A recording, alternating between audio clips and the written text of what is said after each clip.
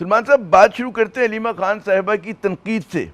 کیا وجہ بنی کہ آج انہوں نے کھل کر جو ہے نام لے کر بعض پارٹی وکلاء اور جو ہے قیادت کے اوپر انہوں نے جو ہے تحفظات کے اظہار کیا ان کے حوالے سے؟ دیکھیں، ان کی بات میں کہوں گا بہت وزن ہے۔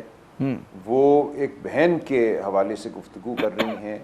ان کو نظر یہ آ رہا ہے کہ ان کا بھائی جیل میں ہے، تنہا ہے، اس کی صحت کے حوالے سے کوئی مصدقہ خبر باہر نہیں آ رہی۔ آنکھ کے حوالے سے صورتحال تشویشناک ہے۔ جو سلمان صفدر صاحب کی رپورٹ آئی، اس کے بعد ایک سرکاری سطح پہ کوشش کی گئی سب اچھا ہے ثابت کرنے کی، لیکن اگر سب اچھا ہے تو کیا وجہ ہے کہ خاندان کو اور خاندان کا جن معالجین پر اعتماد ہے ان کو آگے نہیں جانے دیا جا رہا، ان کو خان صاحب کو دیکھنے نہیں دیا جا رہا، خان صاحب کا مکمل طبی معائنہ جو ہے شفا انٹرنیشنل ہسپتال میں نہیں کرایا جا رہا جہاں تمام شعبے موجود ہیں۔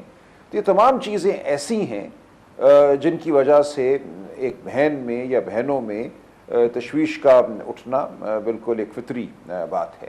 اب ان کو یہ نظر آتا ہے کہ ایک طرف تو یہ ایک صورتحال ہے جو خوفناک ہے، اور دوسری طرف ایک سیاسی جماعت ہے جو اس خوفناک صورتحال کے ساتھ اس طرح انگیج نہیں کر رہی جس طرح وہ بہنیں سمجھتی ہیں کہ انگیج کرنا چاہیے۔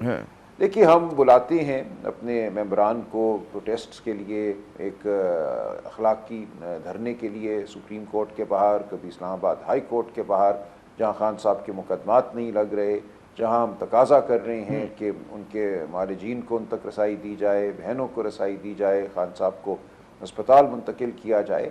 تو وہاں ہم دیکھتے ہیں کہ جو ہمارے ساتھی، جماعت کے ساتھی ہیں، ان کی تعداد کتنی ہے، کتنے آتے ہیں، کون آتا ہے، کون نہیں آتا۔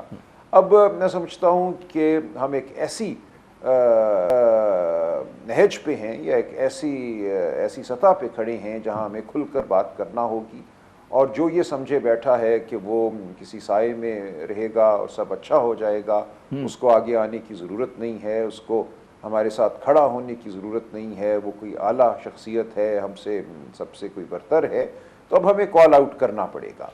آج میں سمجھتا ہوں علیمہ آپا نے کھل کے جو بات کی ہے، اس کے بعد اب اس پارٹی کو خود اپنے اندر جھانکنا ہوگا اور فیصلے کرنے ہوں۔ نظام کو اس طرح تباہ و برباد کر دیا گیا ہے، اس میں 26ویں اور 27ویں ترمیم کے بعد ایک ایسی صورت پیدا کی گئی ہے، اور اسی لیے ہم آزاد عدلیہ کی بحالی کی بات کرتے ہیں۔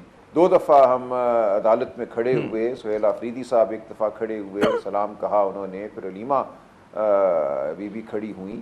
تو دیکھیں، کچھ نہ کچھ اثر تو ہوتا ہے۔ اب ہماری 2 درخواستیں کل لگ گئی ہیں سماعت کے لیے، ہم دیکھتے ہیں بات کہاں جاتی ہے، کیسے آگے بڑھتی ہے۔ مجھے وہ یاد ہے کہ آپ کی پارٹی کے جو ماضی کے رہنما ہیں جیسے فواد چودھری ہو گئے اور کئی دیگر نام، وہ یہ اصرار کر رہے ہیں کہ جی پارٹی کی قیادت عمران خان صاحب کے خاندان ہی کے کسی فرد کے ہاتھ میں ہونی چاہیے، تو تاکہ زیادہ مؤثر رہے گا، فیصلہ سازی میں ان کا کردار ہونا چاہیے۔